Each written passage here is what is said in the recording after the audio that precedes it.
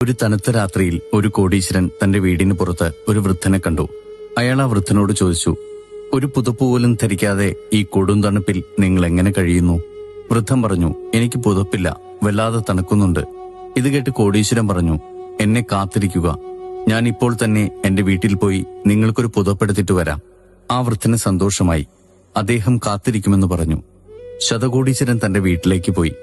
പക്ഷേ അവിടെ അദ്ദേഹം തിരക്കിലായി. ആ പാവം വൃദ്ധനെ മറന്നു. ആ രാത്രി കഴിഞ്ഞു.